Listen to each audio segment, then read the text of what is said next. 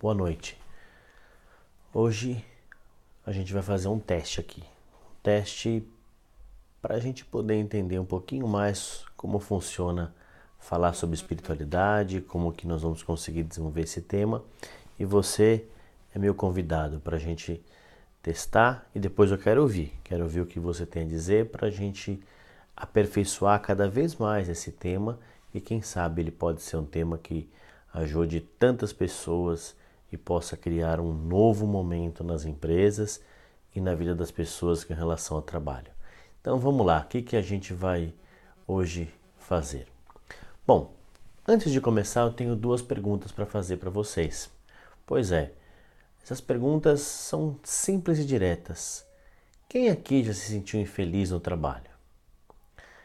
Ou mesmo quem conheça uma pessoa ou na sua própria empresa que tenham pessoas que estejam sofrendo para ir trabalhar, que o trabalho passa a ser um martírio, passa a ser um peso, passa a ser uma relação até de certa forma doentia.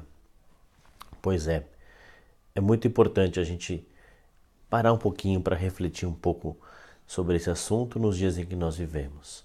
Eu quero muito agradecer a você que está aí ouvindo, que está com a gente participando dessa palestra. Meu nome é Conrado Santos e depois de muitos anos trabalhando com marketing e comunicação, eu comecei a perceber que faltava algo que eu necessitava compreender.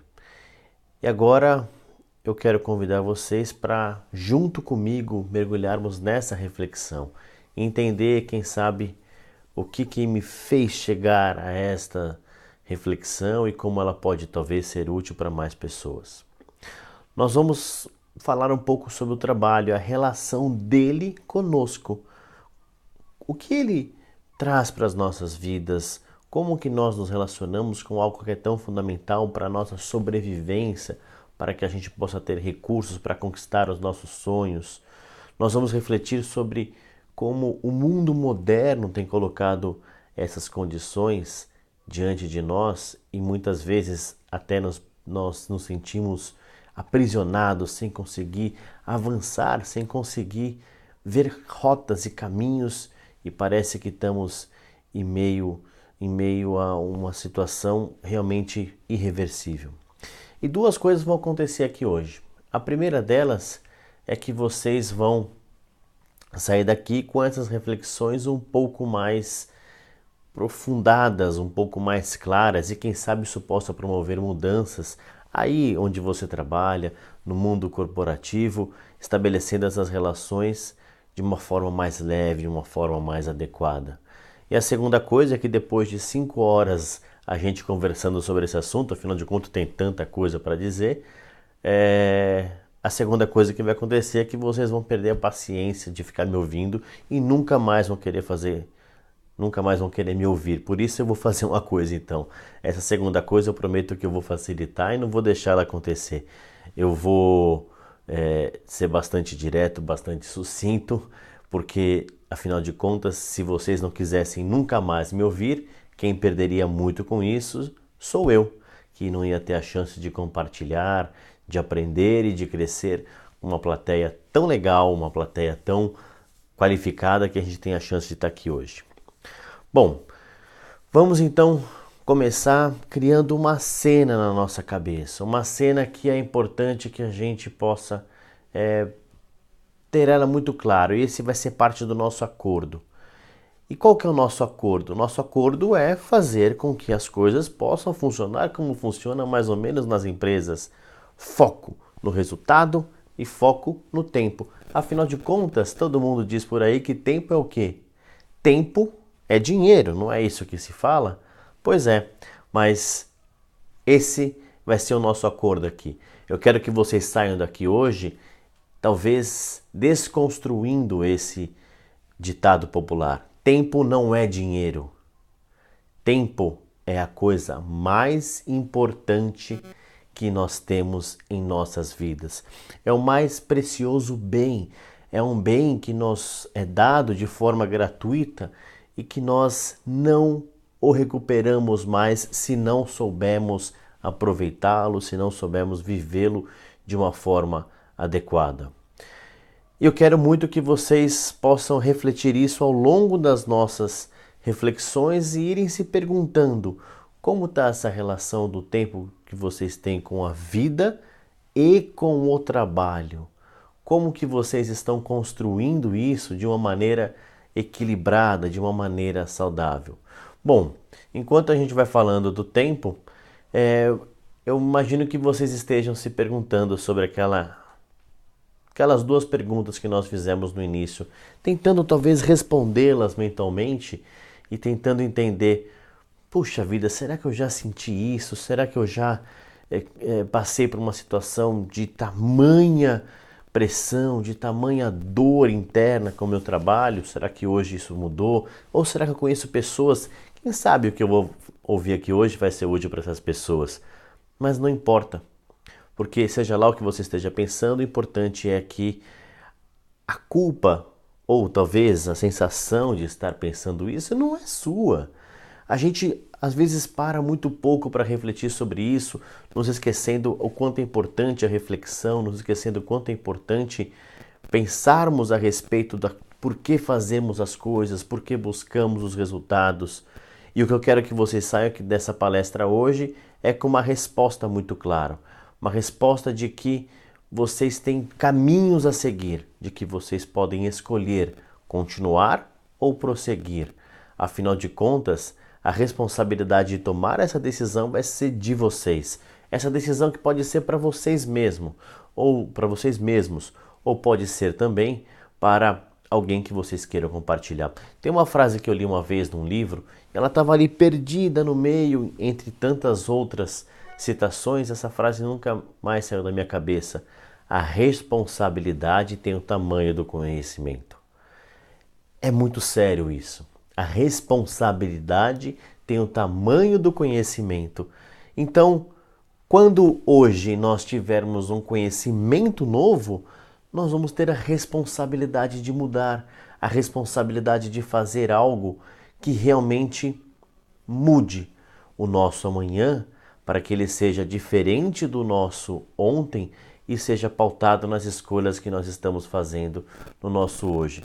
Mas quem será o vilão dessa história? Por que será que a gente vive isso? Nós podemos falar que essa situação de pressão, ela é sustentada pelo modelo econômico que nós vivemos, talvez pela sensação de um consumismo exacerbado que nos faz consumir e querer, e que a gente esteja realmente vivendo num ciclo onde isso é retroalimentado, gera-se mais recursos para que esses recursos possam gerar mais consumo e esse consumo possa estimular a produção de mais recursos e a nossa sensação de satisfação ela é maquiada nesse ciclo em que o consumo e os recursos vão se equilibrando e se sustentam. Um modelo que parece que tem os seus dias contados, em que muito poucos ganham muito em detrimento de muitos que ganham muito pouco.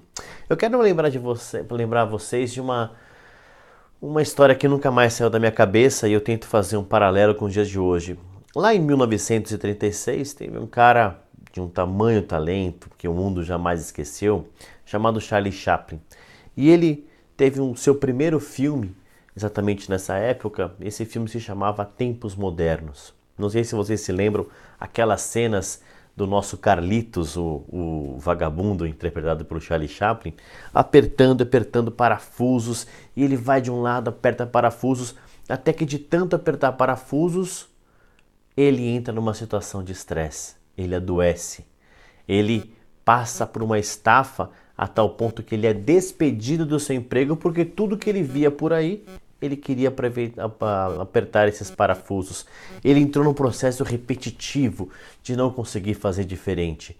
Aí ele passa um tempo internado e depois de sair dessa internação, ele entra num processo em que a estafa ainda estava muito presente na vida dele. E ele se estafava com a poluição, com o barulho do carro, com a dificuldade de andar na rua com aquelas multidões. Será que isso mudou? Será que essa cena é muito distante do que nós vivemos hoje? Será que lá em 1936, tendo diante já alguns anos passados da Revolução Industrial, será que Chaplin não nos colocava diante de uma situação, talvez para alertar qual deveria ser a nossa relação com o trabalho? Eu sei que você deve estar aí perguntando: quais são meus parafusos hoje? Eu não trabalho numa indústria, eu não trabalho numa linha de montagem, mas quais parafusos que eu estou aqui apertando? Quais parafusos que a vida me colocou para apertar? Mas deixe isso para lá, eu não quero que você pense nisso agora não. Eu sei que você sonha com uma relação mais equilibrada, uma relação mais pautada em valores que você busca, mas não sabe muito bem onde encontrá-los. E é isso que nós vamos fazer aqui. Eu quero ajudar você a alcançar esse sonho, esse propósito e não deixar que a vida possa terminar depois de tantos anos apertando parafusos na sensação de um vazio existencial, de que não valeu a pena. Aliás, eu quero voltar lá no filme. Você se lembra da cena final em que aquela moça que o Chaplin conheceu no cais, né? E ela roubava para poder se alimentar, e uma moça tão dinâmica, e eles estão os dois sentados à beira da estrada, e ele então percebe que ela está triste, ele estava depois de uma correria, ela estava triste, e ele olha para ela, ela diz assim: de que adianta tentar? Como quem dissesse, não vai mudar, é assim que é a vida. E este é então o momento em que ele olha para ela e busca lá do fundo uma frase para poder dizer para ela: nós vamos continuar caminhando, nós vamos fazer diferente. E é isso que eu quero que você entenda. A tua caminhada não terminou. A caminhada pode começar e eles podem seguir como seguiram os dois por novas direções. E você deve estar se perguntando aí: será que faz sentido estar aqui perguntando sobre, estudando, pensando, refletindo sobre esse conceito, sobre isso tudo? Eu acho que aqui nós temos dois tipos de pessoas. Aquelas que talvez estejam ouvindo isso e já estejam sentindo uma coisa mexer aqui dentro, uma sensação de que realmente algo está mexendo com ela. Essas pessoas talvez tenham uma vontade muito grande agora de levantar e dizer: sim, eu posso fazer diferente, e amanhã chegam nos seus empregos com tanta energia, com tanta coisa, e pedem a demissão porque querem encontrar uma satisfação, uma alegria no trabalho, algo que elas nunca conseguiram. Eu peço para essas pessoas uma coisa só: calma. Vocês podem dizer o que vocês conseguem, que vocês são capazes, mas não precisa pedir a demissão. Não é isso que vai resolver. Mas eu acho que tem também um outro público aqui. Talvez um público que tenha trilhado caminhos parecidos com os meus, de reflexões, caminhos de realmente encontrar novos rumos e significados, uma visão de poder compartilhar aquilo que pensa, aquilo que sente com outras pessoas. Para essas pessoas eu devo dizer uma coisa muito importante que me toca muito: tenham coragem. Pensem, falem, reflitam, não deixem que o status quo desse modelo que muitas vezes faz tantas pessoas sofrer não possa ser questionado e você não possa ser um agente de mudança aí onde você está, fazendo com que as pessoas possam realmente ter uma relação de equilíbrio e de paz com o trabalho. Afinal de contas, nós não devemos ter nascido para viver dessa maneira. Bom, mas eu quero contar para vocês um pouquinho de como eu cheguei até aqui, como que tudo isso veio à tona e por que tudo isso está acontecendo nesse momento.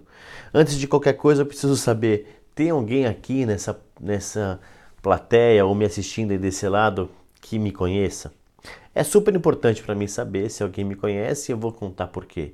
Porque eu estou aqui falando com você, mas até pouco tempo atrás, se alguém me perguntasse qual era a minha profissão, eu poderia dizer assim: eu sou um empresário, eu sou um marqueteiro, eu sou um empreendedor, mas no final do dia eu poderia dizer assim: eu sou um workaholic. Acho que até passei já por algumas situações, talvez não diagnosticadas, mas talvez muito sentidas, daquela situação limiar entre a saúde e o burnout. E eu perguntei se realmente alguém aqui na plateia me conhecia porque durante muitos anos eu vivi assim. Mas eu me lembro perfeitamente do dia em que eu estava sentado aí, no lugar de vocês, assistindo uma outra palestra num conceito motivacional, num conceito de desenvolver condições para que o empreendedor possa suportar, possa vencer os desafios da vida, e eu pensei, puxa vida, será que é o único jeito de vencer, é a única maneira que eu tenho de viver é dessa forma? Quando é que eu vou conseguir encontrar a minha essência? Por que eu vou continuar negando ela durante tanto tempo e achando que essa é a única maneira? E para que eu estivesse aqui hoje, muitas pessoas que me amam, pessoas importantes para mim, me ajudaram, me estimularam. Aliás, eu quero fazer um convite a vocês. Quando vocês estiverem com muitas dúvidas, não estiverem encontrando as respostas para a vida, deixem que as pessoas que nos amam possam fazer as perguntas por nós, sem filtros, direto ali, dizendo o que você quer, o que você precisa. E você então vai entender o quanto isso pode ser transformador. Afinal de contas, isso vai estar vindo de alguém que se preocupa conosco, alguém que realmente pode nos ajudar. E o que eu queria contar é que desde muito cedo essa minha relação que me fez chegar a um estágio talvez de um workaholic, ela é herdada. Eu herdei isso de meus pais, eu herdei isso dos meus pais trabalhando, do meu avô trabalhando. Eu convivi muito e eu sempre gostei muito de trabalhar, isso sempre me deu muito prazer, e eu sempre tinha uma situação muito clara de que o trabalho era o norte seguro, de que se eu trabalhasse muitas horas, de que se eu me dedicasse ao trabalho, não tinha por que dar errado. Afinal de contas, quem é que nunca ouviu aquele ditado que Deus ajuda quem cedo madruga?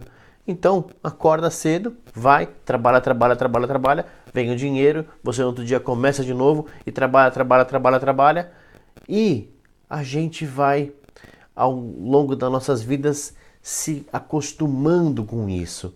Mas tomara que hoje, além daquele ditado que nós falamos do dinheiro, a gente também possa desconstruir esse, quem sabe encontrar respostas diferentes para que a gente possa responder de uma maneira mais clara sobre o objetivo do trabalho e das relações em nossas vidas. Mas eu queria falar um pouco mais da minha essência. Não foi tão difícil descobrir que bastava mergulhar em mim e eu comecei a compreender que existiam coisas muito distintas e que eu não colocava no mesmo patamar. E essas duas coisas se resumem em duas palavras, a razão e os resultados. Pode parecer estranho, mas eu vou tentar explicar um pouco melhor para vocês. Nem sempre os resultados que nós conquistamos estão pautados na razão que nos levou até eles. Num caminho a ser percorrido dentro de um universo que nós estamos imersos, a gente vai perdendo a nossa razão. A gente vai perdendo um pouco aquilo que nos colocou até lá. E aí a gente coloca então a sensação de que é preciso achar um jeito. Como o Carlitos falou lá no filme para a sua amiga, nós vamos achar um jeito, nós precisamos dar um jeito. E eu acho que o momento é para que a gente possa dar um jeito nisso que nos aflige e que é a dor de tantas pessoas. Eu quero dividir com vocês algumas reflexões que me ajudaram um pouquinho nessa caminhada, quando eu fui refletindo um pouco mais sobre o assunto e quando eu fui colocando umas observações um pouco mais detalhadas sobre o assunto. Por exemplo, uma coisa que eu jamais pude imaginar. Você já imaginou que aproximadamente 120 mil pessoas morrem, eu vou repetir, 120 mil pessoas morrem por ano nos Estados Unidos por conta do seu emprego? As pessoas estão morrendo. Essa é uma constatação que não é minha, mas de um professor da Universidade de Stanford chamado Jeffrey Pfeffer, e ele é um dos grandes especialistas em gestão de pessoas no mundo, autor do livro Dying for Paycheck, ou seja, morrendo por um salário, por um contra-cheque, né? E ele diz ainda que a má notícia é que realmente isso está acontecendo, realmente O trabalho está matando. E sabe qual é o pior? Ninguém está se importando com isso. Mesmo ao constatar que esse excesso de trabalho traz tantas coisas, inclusive prejuízos à saúde norte-americana, para que vocês possam ter ideia, são investidos mais de 46 bilhões de dólares para poder cuidar de pessoas que estão doentes. E os números estão bastante estarrecedores, e não é privilégio só dos americanos, não. Vamos trazer um pouquinho para a nossa realidade aqui. Nos primeiros meses do ano de 2018, foram concedidas mais de 8.000 licenças no INSS por conta de transtornos mentais ou comportamentais, adquiridos aonde? No trabalho.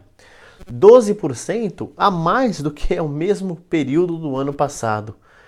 E os afastamentos que tem como causa depressão, ou mesmo os transtornos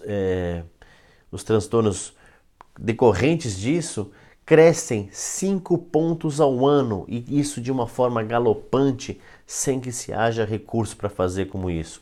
A síndrome de esgotamento, segundo o Instituto Gallup, é sentida por mais de 7.500 funcionários americanos, e 2/3 deles estão muito próximos de ter um burnout ou uma síndrome desse esgotamento físico e mental. O que resulta, na prática, que 63% estão mais propensos a faltar no seu trabalho.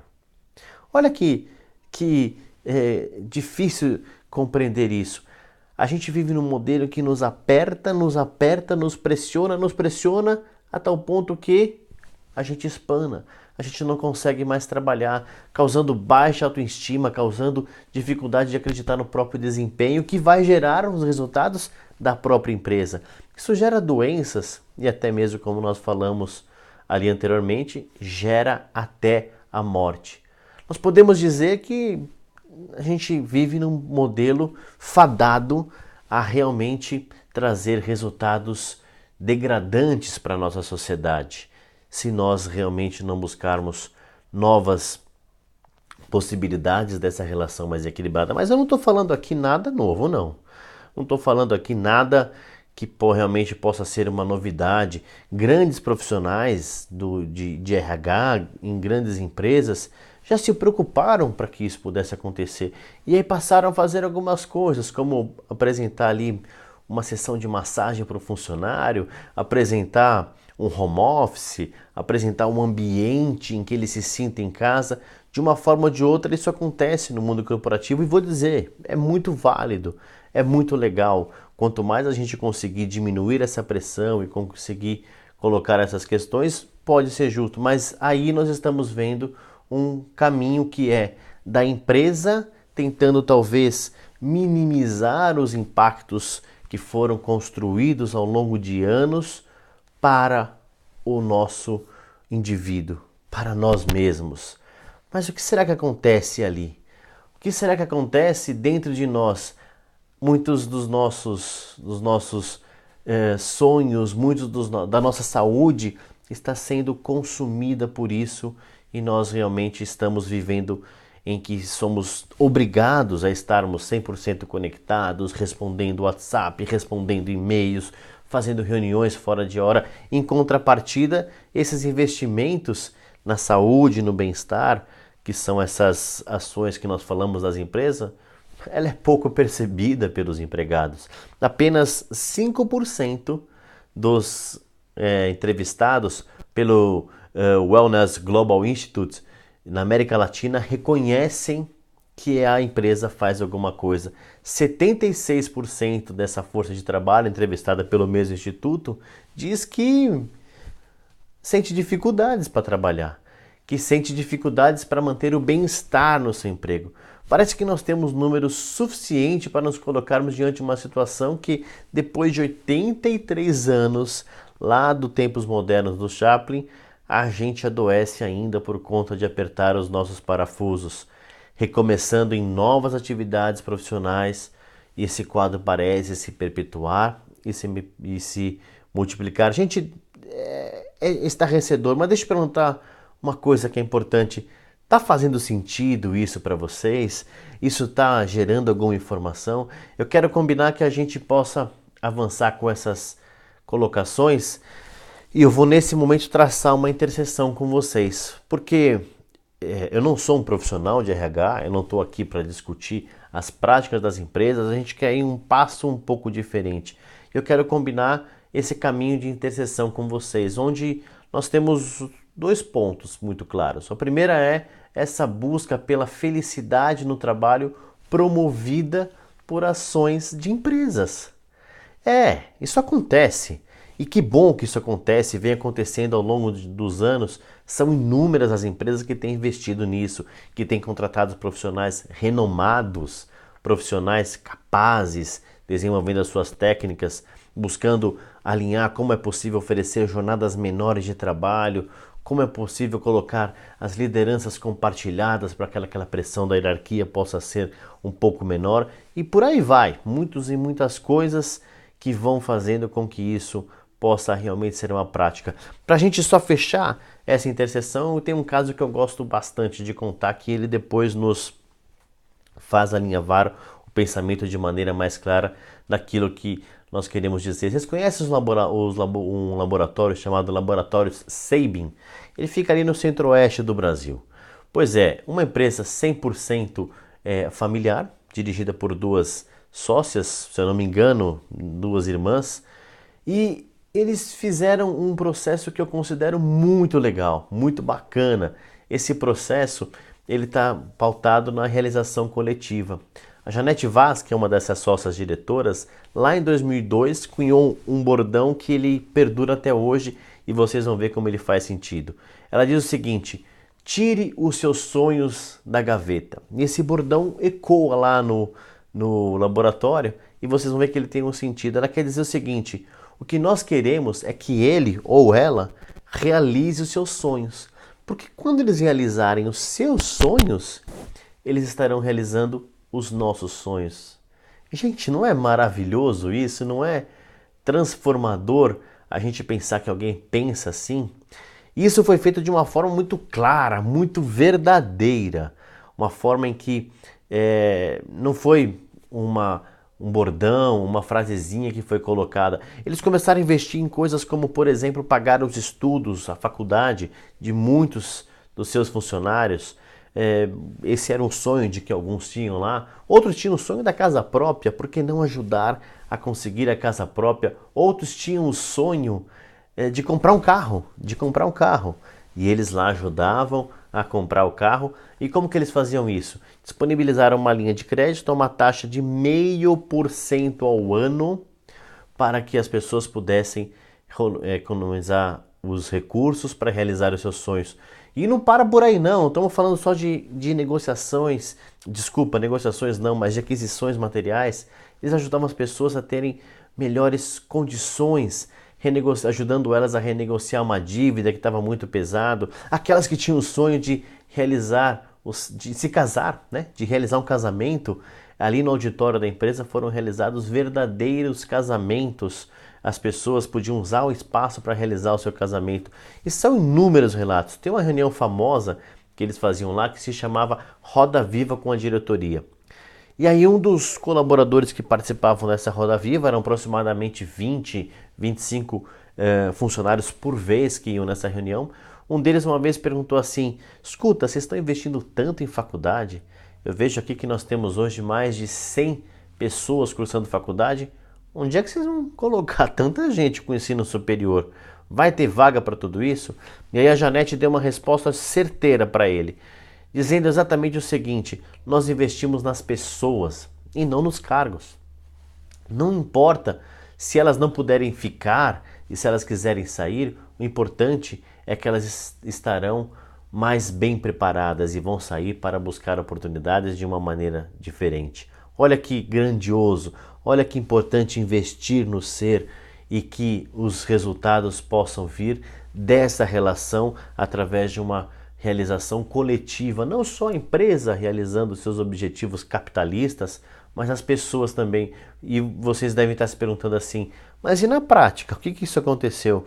Puxa, na prática, nesses anos todos de 2002 até 2003 mais ou menos até 2010, o laboratório cresceu em 387% o seu número de clientes. Cresceu em mais de 483% o seu faturamento.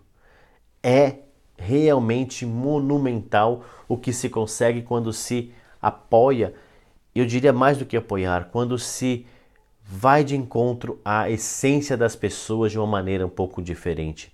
Quem quiser saber um pouco mais sobre essas histórias de que as empresas estão fazendo para buscar o bem-estar, a felicidade das pessoas no seu local de trabalho, eu recomendo muito a leitura de um livro chamado Felicidade S.A., do Alexandre Teixeira.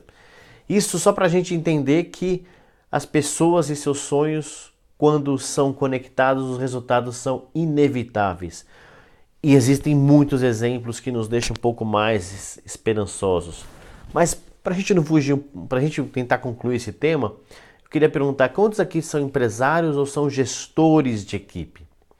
Quantos de vocês têm abaixo de vocês pessoas que são lideradas e que precisam ser motivadas, precisam ser colocadas em relação aos resultados todos os dias? Eu queria deixar aqui uma dica, uma reflexão super importante de um livro também bastante produtivo a leitura, bastante profundo para quem quer se desenvolver nisso, que é o livro do Abílio Diniz, chamado Caminhos e Escolhas. E nesse livro ele diz uma coisa que é muito importante. Ele precisou mudar para que a sua empresa, na época, o Pão de Açúcar, pudesse mudar.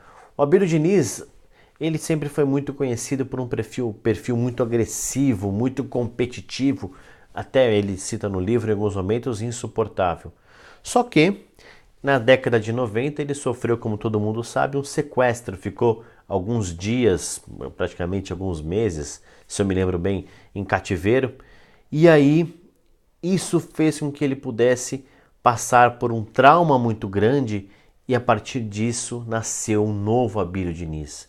Ou seja, ele precisou passar por uma dor para se transformar, para promover a transformação da sua empresa.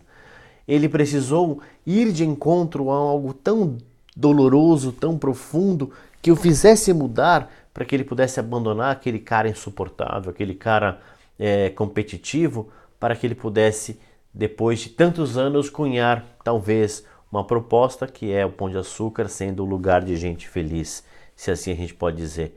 Mas aqui a gente pode então entender que existem caminhos, seja pelo gestor que se transforma e começa a colocar isso em toda a empresa, começa a contagiar as pessoas, seja por uma mudança de pensamento, colocando a pessoa no centro, valorizando os seus sonhos pessoais, valorizando as suas conquistas.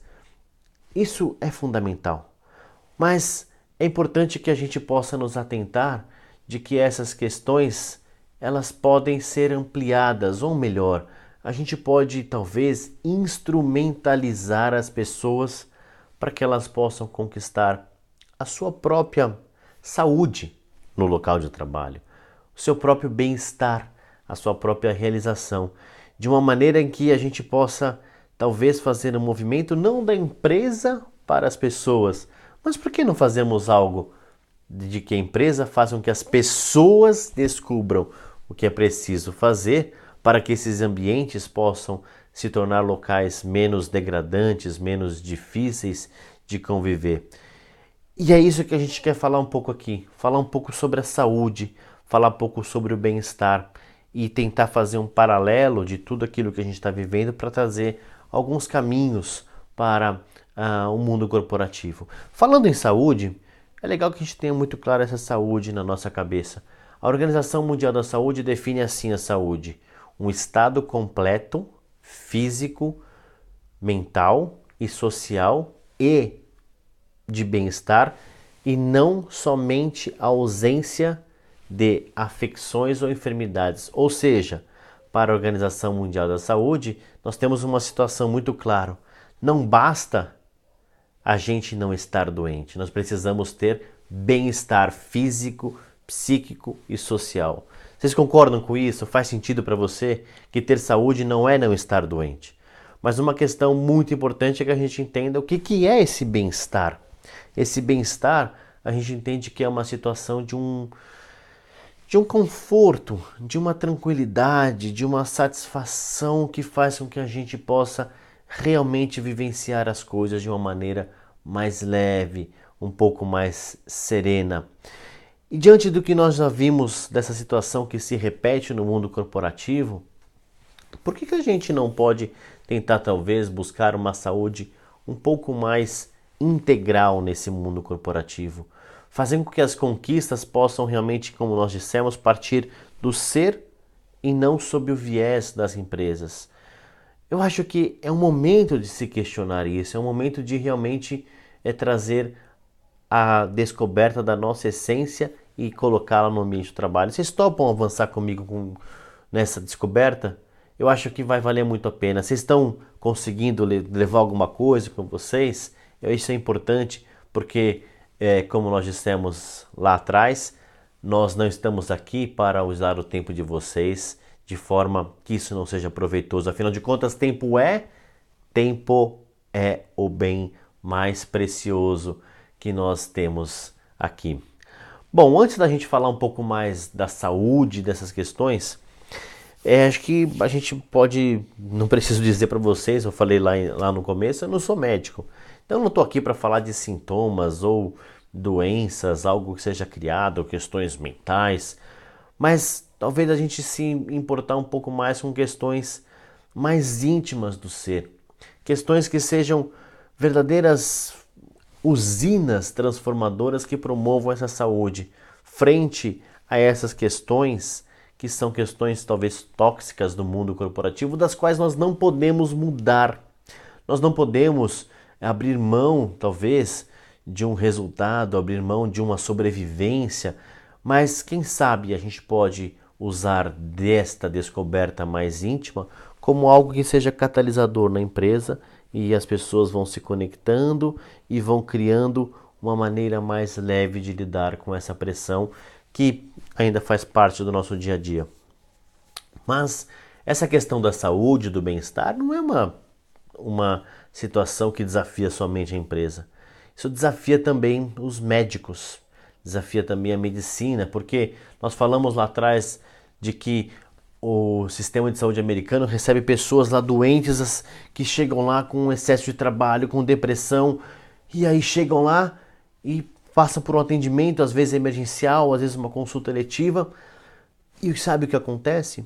Os médicos não conseguem identificar qual é a razão daquela dor, e aí colocam, puxa, eu não sei a razão efetiva, eu não sei o que causou esse sintoma. Quantas vezes vocês já não observaram aí pessoas conhecidas ou vocês mesmos que você tem uma situação emocional tão pesada que você chega no médico e você tem as dores, você tem os sintomas, mas os exames todos não descobrem a causa.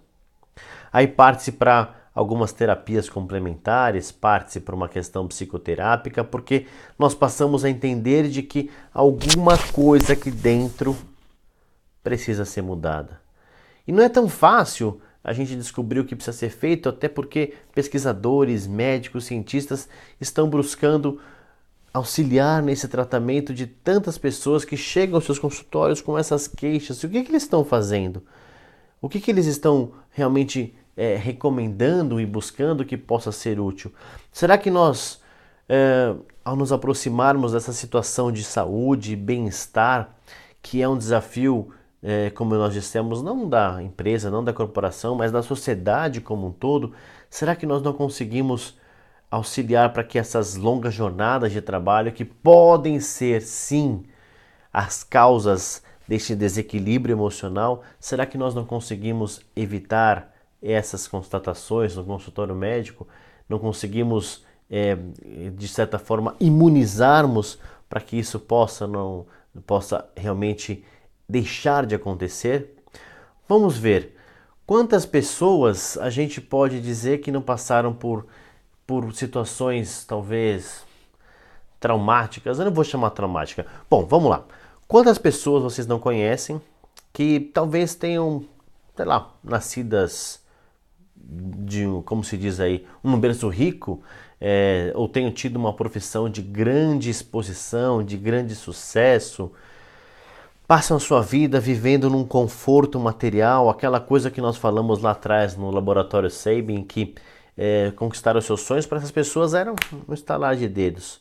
Eles conseguem instalar os dedos pelos recursos que têm e realizar os seus sonhos. Casa na praia, a viagem para o exterior, a comida que quer, a bebida que deseja, tudo isso é muito fácil. Mas quantos de vocês não conhecem pessoas ou histórias de que essas pessoas, depois de tanto conquistarem as suas buscas materiais, pautadas nessas lutas, nesse trabalho, não chegam a um determinado momento da vida e não experimentam um vazio existencial? Eu acho que a gente pode com isso talvez constatar de que a razão do trabalho não pode ser essencialmente o dinheiro, porque chega algum momento em que o dinheiro não satisfaz, chega algum momento em que o dinheiro provoca esse vazio. Então trabalhar essencialmente pelo dinheiro não é suficiente, não pode ser suficiente. A gente precisa mergulhar um pouco mais nessa razão para entendermos que não adianta a empresa aumentar os salários ou colocar salas de descompressão, ou mesmo proporcionar mais e mais benefícios, bônus, uma série de coisas para os seus funcionários, porque as mudanças precisam ser um pouco mais ativas nessa relação, naquilo que eu estou buscando com o trabalho, como o resultado e a razão que me faz ser ativo, trabalhar, colocar os meus conhecimentos.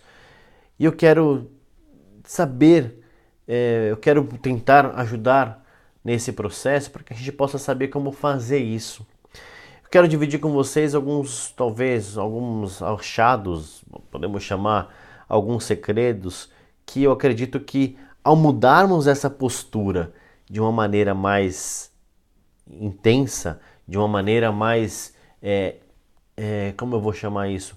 De uma maneira mais em que permita uma maneira mais inclusiva para que todos possam fazer parte, para que todos possam fazer a sua parte na sua conquista do bem-estar, na sua conquista dessa paz e dessa saúde principalmente, a gente possa realmente impactar muitas e muitas pessoas, transformando a vida dessas pessoas e transformando essa situação numa relação um pouco mais equilibrada. E eu vou dizer para vocês, não está difícil disso. A gente vai falar um pouco mais sobre valores, sobre propostas, sobre reencontros e reconexões com a nossa essência. A gente vai falar um pouco sobre o que nos fez chegar até aqui, como foi a nossa relação do trabalho ao longo do tempo, e entender em que momento a relação do trabalho, sim, passou por uma situação de deturpação, em que ela passou a ser algo realizado por escravos, passou a ser algo de um castigo, labor. O labor deixou de ser algo nobre para passar a ser algo realizado pela classe menor. E em que momento a gente olhou para o trabalho como as nossas fontes de enriquecimento, de conquistas materiais e nos esquecemos dessa essência, dessa reconexão que nos faz entender a razão pela qual estamos trabalhando e, por que não dizer, a razão pela qual nós estamos vivendo. O que eu quero propor aqui é um mergulho mais profundo no ser humano. Um mergulho em que a gente possa talvez trazer de maneira muito clara a espiritualidade para o mundo corporativo. E eu não estou falando aqui de espiritualidade relacionada a essa ou aquela religião.